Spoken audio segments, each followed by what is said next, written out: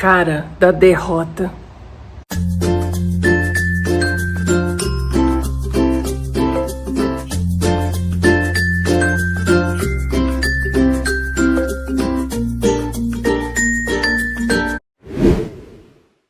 Gente, 2024 começou pra mim testando. Eu acho que o pessoal lá de cima falou assim: vamos mandar uma prova para ver se ela realmente já sabe lidar melhor com as frustrações de não conseguir implementar uma rotina que seja linear, ou seja, que eu consiga repetir todos os dias ou na maioria dos dias. Vou contar por quê. 2024 chegou. E aí eu comecei, gente, a ter várias coisas seguidas acontecendo. Então, teve um dia que eu tive fadiga. E assim, a fadiga ela ainda existe. Claro, ela não foi zerada ainda, né? Mas claro que ela vai acontecendo cada vez com mais distância da vez anterior e com menos peso, né? Então a fadiga, ela, por exemplo, ela acontecia toda semana, depois ela passa a acontecer, sei lá, uma vez a cada 20 dias, e aí, entendeu? Então, no ano passado inteiro, eu acho que eu tive fadiga 5 vezes, se eu não me engano. E daí, tive fadiga logo no começo do ano, logo que eu terminei minhas férias, entre aspas, né? Que eu tirei férias, entre aspas, para dar um gás no livro, que ainda não acabei, mas estou acabando. Tô bem no finzinho mesmo, vai sair em fevereiro. E eu recomecei a rotina normal numa segunda-feira, na terça eu tive fadiga. E aí o que eu pensei? Falei, nossa, eu acho que eu exagerei. Porque eu achei que nas 3 semanas de férias, entre aspas, eu conseguiria terminar o livro. Mas eu não consegui.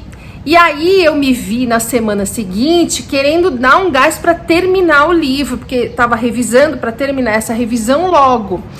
E aí eu falei, puxa, então o que aconteceu? Eu quis colocar o livro dentro de uma rotina que já tá no meu limite, né? Que é o que eu consigo fazer sem ficar com fadiga, sem me sentindo bem e tal. E acabei passando do ponto. Porque na segunda-feira eu terminei o dia cansada e na terça-feira eu ia atender às 18 horas. Quer dizer, eu atendi às 18 horas. Quando eu vi que era tipo umas 20 para 6, assim, eu levantei e falei, vou fazer um xixi, né? Já vou pegar o link do Zoom para mandar para a pessoa.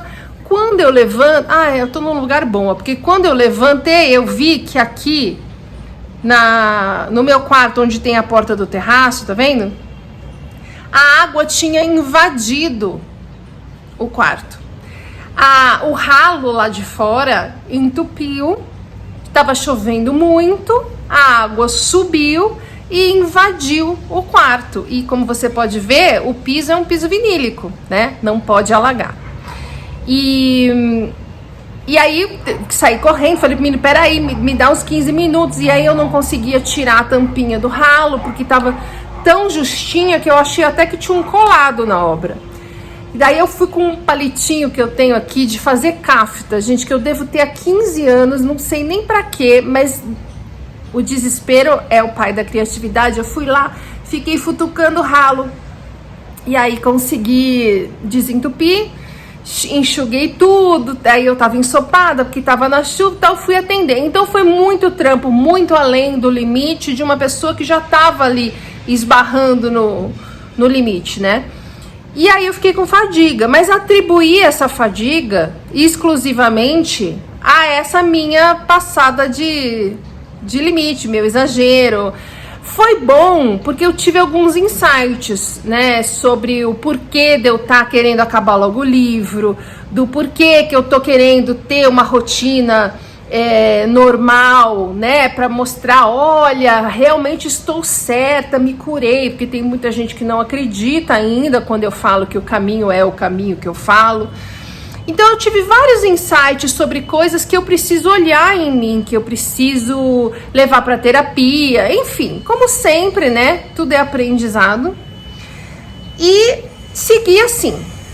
Daí, gente, eu comecei a ter uma dor no meu joelho. E eu tenho um joelho bichado. Meu joelho bichado é o esquerdo. Mas eu comecei a ter dor no joelho direito. E aí o joelho estava inflamado. Eu falei, mas como é que o joelho está inflamado? O que aconteceu, né? E depois eu me toquei. Que como eu fiquei todos esses anos sem poder andar, acho que fiquei 6 anos inteiros sem poder andar. Eu me movimentava devagar, porque eu estava lá com o sistema límbico pirado, então se eu andasse até a esquina, ele ligava o alerta, eu não dormia 2 noites, era um show de horror, né? Fiz aquele protocolo lá de neuroplasticidade e hoje, graças a Deus, não tenho esse problema. Mas, por conta de ter ficado tantos anos sem exercício, eu tenho certeza que todos os meus músculos se transformaram em lasanhas. E aí eu comecei a fazer uns exercícios de fortalecimento, mas assim, exercícios de fortalecimento da bisavó, né? Nem da vovó. Que é para eu ir vendo o limite, tanto do corpo em termos musculares, quanto o meu limite de ansiedade, porque exercícios musculares me dão gatilho por conta do tratamento assassino que eu fiz naquele hospital badalado de São Paulo, que ferrou o meu sistema límbico, porque o exercício que eu fazia lá era esteira e musculação, e a musculação me dava um peso na cabeça muito grande, que evoluía para uma enxaqueca, que evoluía para uma insônia, era horrível, era horrível, era horrível. E dependendo do que eu pegue de peso hoje ainda, eu tenho esse peso na cabeça, que às vezes vira dor de cabeça, às vezes não, mas emocionalmente é muito complicado para mim ainda lidar com isso, né? Faz parte do TEPT, nós já tivemos outro vlog sobre o TEPT. E aí o exercício que eu fiz, gente, são agachamentos, e o agachamento da bisa, olha como é. É praticamente você subir, levantar e sentar de novo do sofá. Só que eu fiz 10, não fiz 3 séries de 10, fiz 10. E eu consegui que o meu joelho inflamasse, para vocês verem como o meu corpo, né, que ficou todos esses anos parado, oxidando, funcionando mal, inflamadíssimo por conta da situação do intestino, né, sedentário e tudo mais, como ele ainda precisa de tempo e de cuidados para conseguir se recuperar, né? Foram muitos anos. Mas enfim, então eu continuo fazendo minha caminhada, eu diminuí o tempo da caminhada, eu tô andando meia hora por dia, justamente para eu conseguir colocar mais coisa na minha rotina, sem passar do meu limite e ficar com fadiga. Mas enfim, então eu tive fadiga, me recuperei da fadiga, aí o meu joelho inflamou. Em seguida eu fiquei menstruada. Ficar menstruada é uma coisa que me deixa fora de combate por pelo menos uns 4 dias, desde que eu tive o colapso. É impressionante como a menstruação virou um enorme problema, assim, a partir do momento que meu corpo estava colapsado, porque sobrecarrega demais, né? Um sistema que já está sobrecarregado. E aí depois eu comecei a ter insônia, coisa que eu não tenho mais, que eu cheguei a ter por conta do climatério, e provavelmente ainda vai ter algum momento que o climatério vai me trazer de volta a insônia, porque ela tá atrelada à baixa de hormônios, né, que é natural nessa época, mas eu estou repondo progesterona, eu estou repondo estrogênio, então assim que você começa a repor, passa uns 2 meses, a coisa equilibra, e eu volto a não ter insônia, dormindo 9, 10 horas por noite, super bem, graças a Deus. Consegui colocar o meu horário de dormir equilibradinho, bonitinho. E aí comecei a ter insônia. Mas aí eu falei, vai ver alguma coisa relacionada ao climatério mesmo e tal, né? Mas aí eu comecei a perceber minha barriga muito inchada, uns pum fedido, uns cocô com umas cor meio assim... Parecia Minion, sabe, do meu malvado favorito, uns cocô amarelo. Eu falei, gente, o que tá acontecendo? Teve um dia que eu tive piriri. E eu cansada. Olha, eu percebi o quanto eu tava cansando, porque quando a coisa vai evoluindo aos pouquinhos, é que nem dieta. Você começa a fazer a dieta e aí você começa a emagrecer um pouquinhozinho por dia. Você olha no espelho pra você todos os dias, você não consegue perceber essa diferença de falar, nossa, estou mais magra do que ontem. Não existe isso. Existe um dia que você vai colocar uma roupa que estava apertada e agora serve, ou que você encontra uma pessoa que fala, nossa, como você emagreceu! E aí você se dá conta que você já emagreceu 10 quilos e meio que não tinha percebido, sabe? Bom, 10 a gente percebe, mas sei lá, 6 quilos que você não tinha percebido. Então, eu acho que as coisas foram evoluindo de pouquinho em pouquinho e eu não tinha me dado conta. Mas ontem eu precisei ir do outro lado da cidade. Eu moro em São Paulo. Em São Paulo, você ir para o outro lado da cidade significa você, na melhor das hipóteses, que é você com o seu carro, você não pegar trânsito, não chover, não ser sexta-feira, fim de dia, não ser véspera de feriado. Você demora, sei lá, 1h30, 2 horas para chegar, quando você tem que atravessar a cidade. Eu não cheguei a atravessar a cidade, porque eu moro na Zona Sul, eu não fui para a Zona Norte, mas eu fui para a Zona Leste, que era 1h30 de carro. Se não tiver, deu 1h15 de carro, contando que não chovesse e nem tivesse trânsito, né? E aí, quando eu me dei conta que eu ia precisar, porque eu não sabia que eu ia precisar ir tão longe, quando eu me dei conta da distância, e ainda por cima me deram a notícia, num fim de dia, era tipo 5 da tarde, estava chovendo. E aí eu fui ver a distância no Google Maps, e obviamente o Google Maps me deu o tempo que eu demoraria para ir para lá naquele momento, com chuva e com trânsito. E aí deu, sei lá, 1h40. Aí eu falei, meu Deus do céu, eu vou ter fadiga. Aí que eu percebi o que tava pegando, porque eu pensei assim, meu Deus, eu vou ter fadiga. E aí imediatamente eu falei, ué, por que eu pensei isso se eu não tenho mais fadiga vamos dizer, num passeio desse? Não é mais uma quantidade de esforço que me dê fadiga.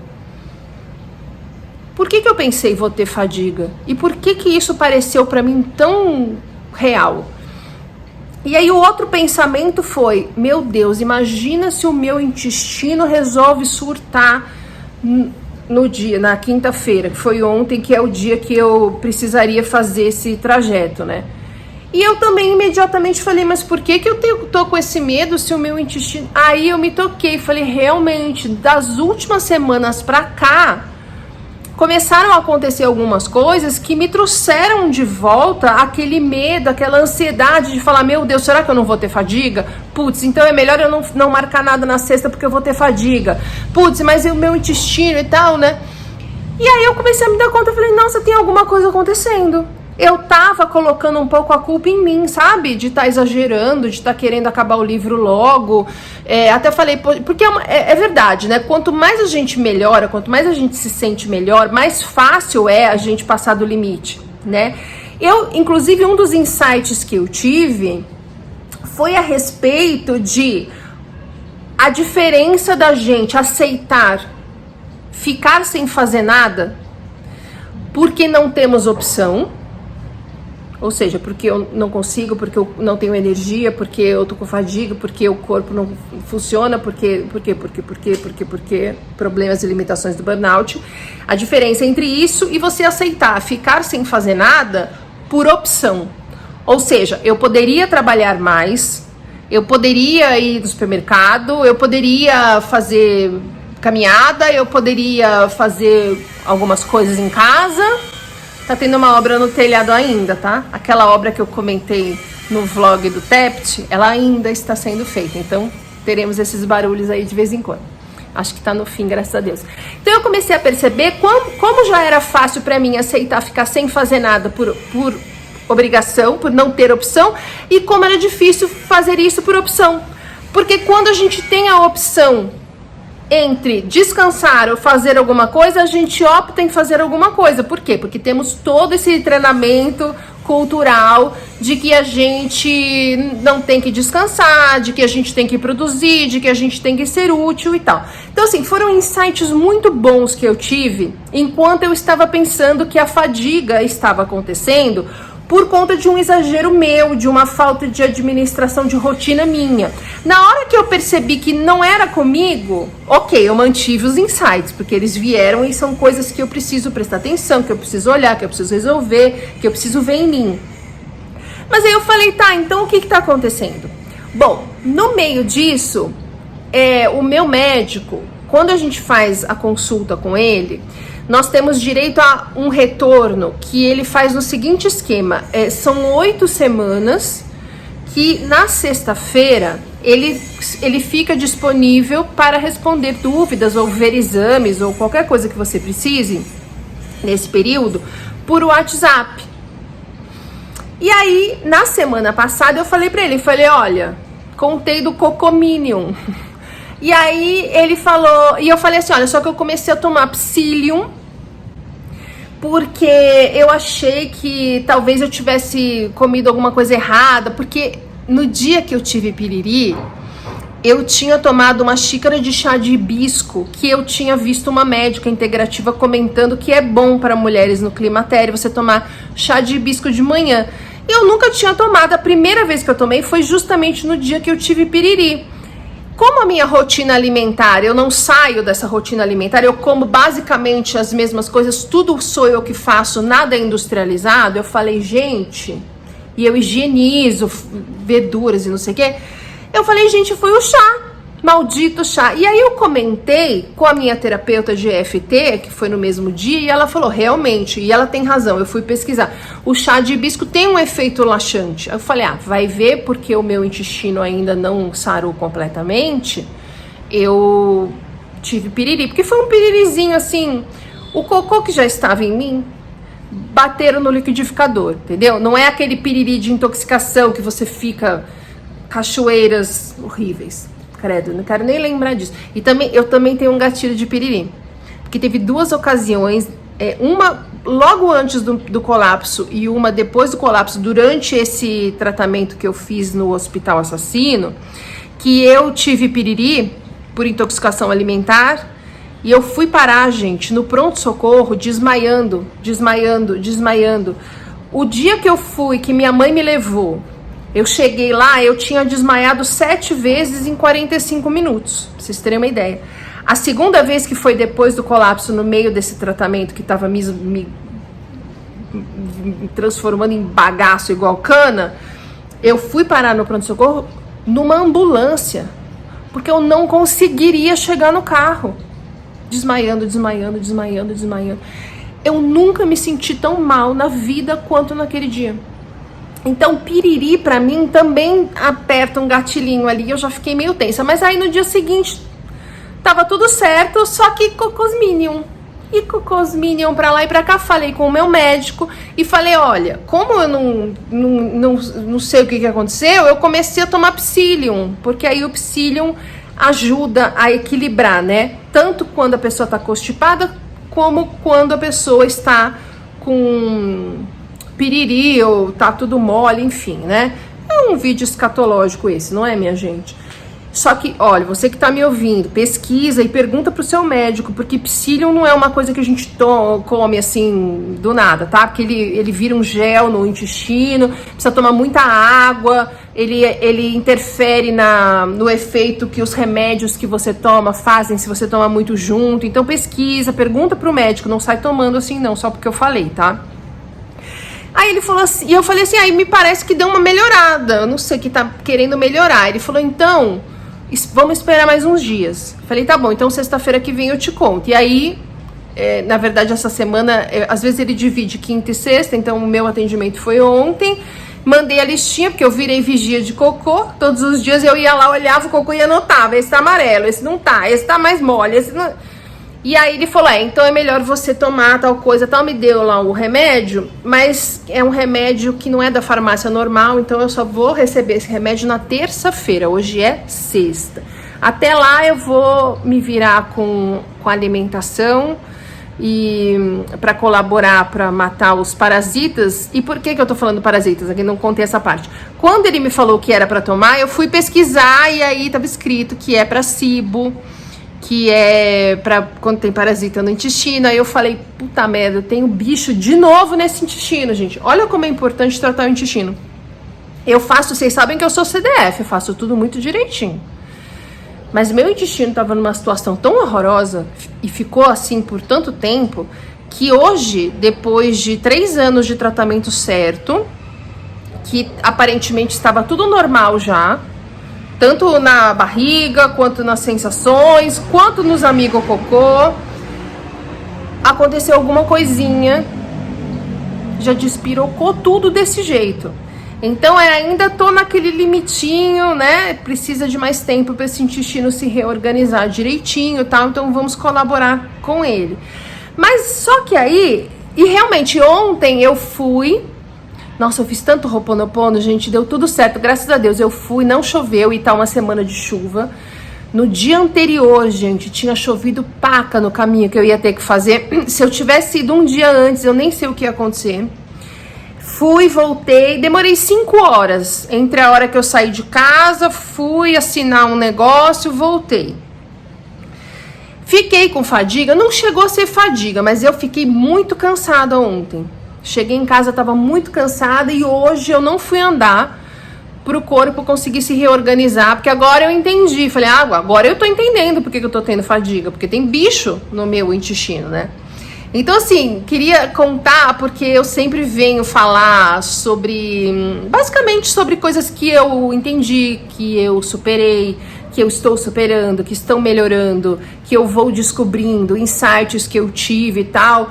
E a minha proposta, tanto aqui quanto no Instagram, ou no atendimento, ou em qualquer livro, qualquer coisa, a minha proposta sempre é mostrar ali o processo, porque as pessoas normalmente falam, olha, eu tive burnout, eu fiquei super mal, aconteceu tal coisa e hoje veja como eu estou bem, sou um sucesso, retomei minha vida. E a gente fica olhando esse antes e depois, no nosso durante, achando que nós que não estamos conseguindo. Porque tem horas que a gente começa a nem conseguir acreditar que a gente vai sair daquilo, né? E você olha e fala, nossa, o cara conseguiu, tá aí feliz da vida, eu não tô conseguindo, alguma coisa muito errada eu tô fazendo.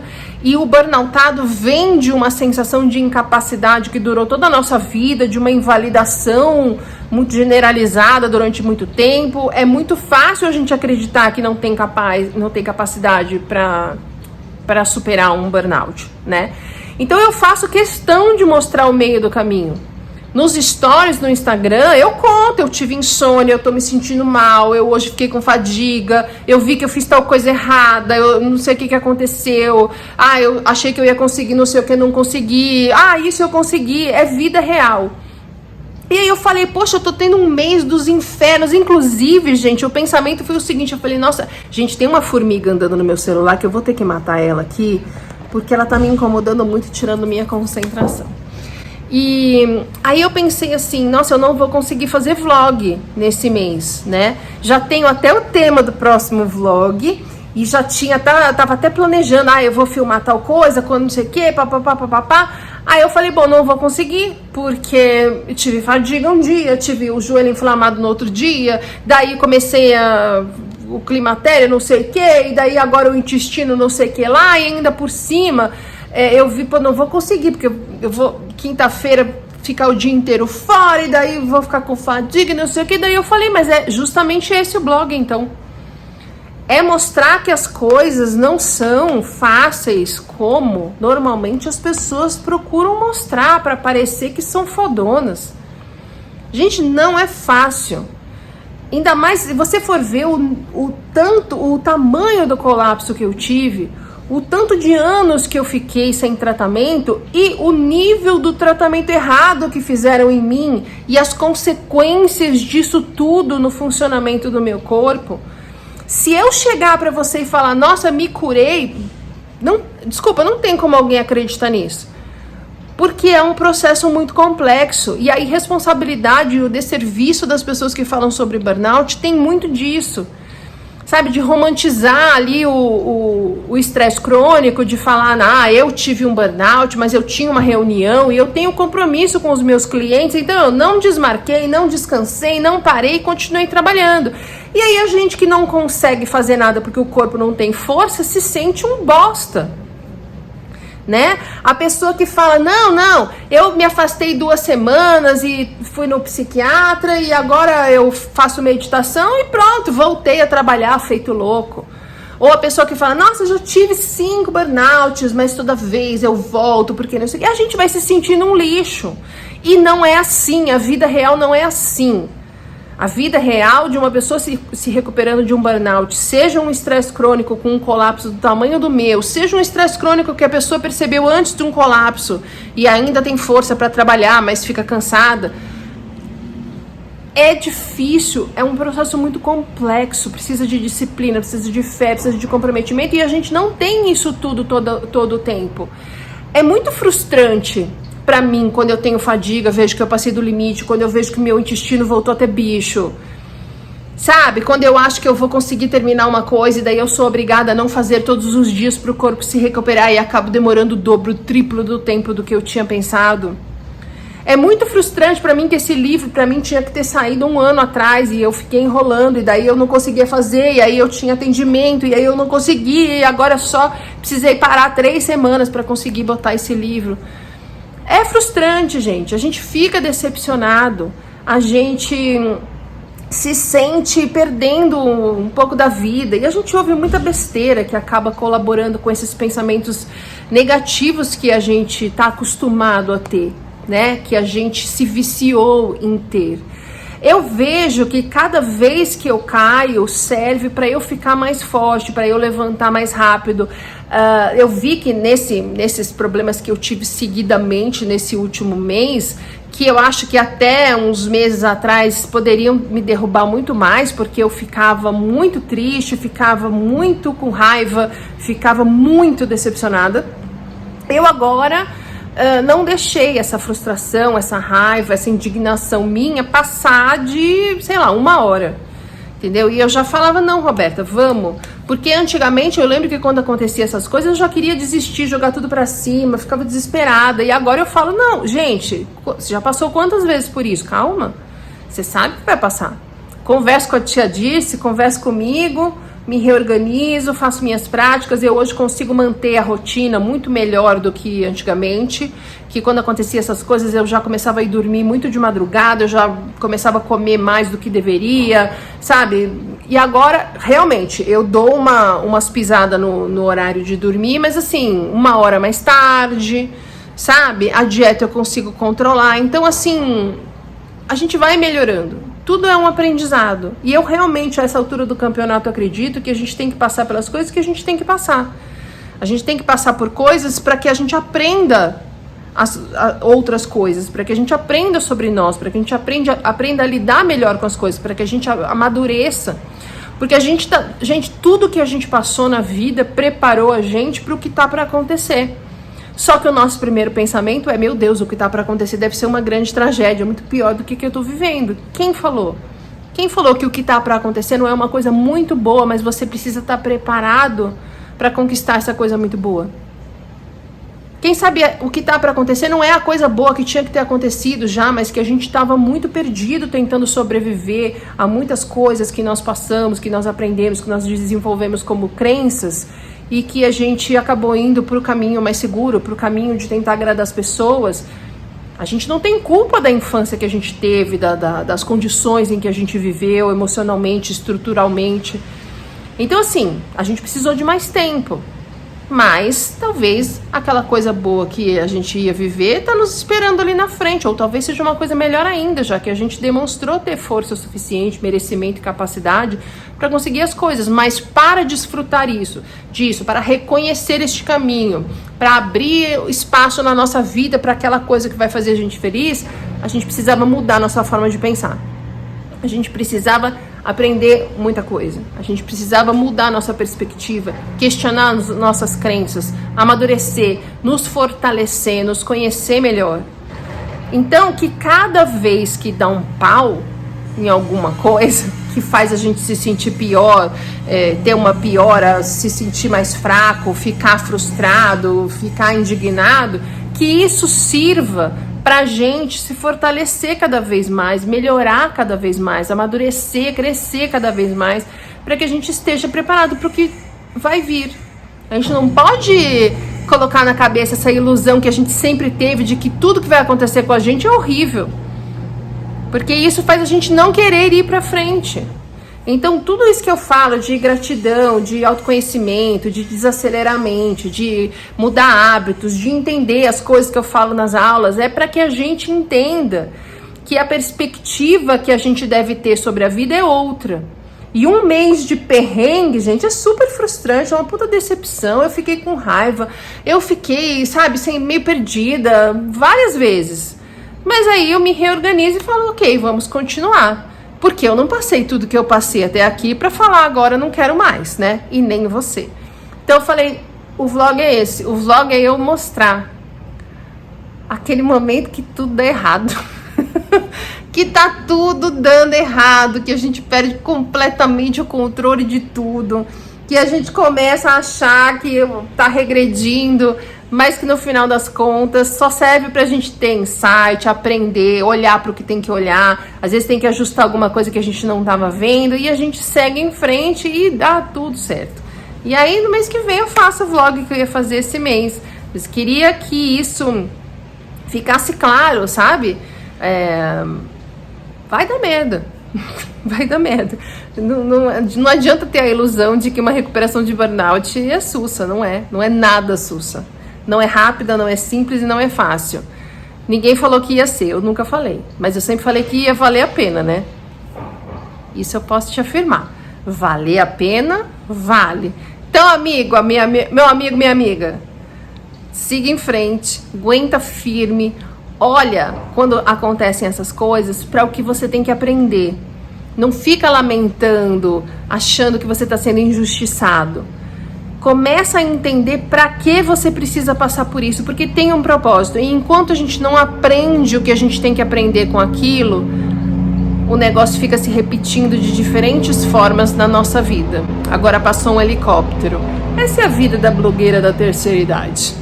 Então é isso, gente. Queria contar que eu tive um mês de bosta, mas aprendi muito com ele.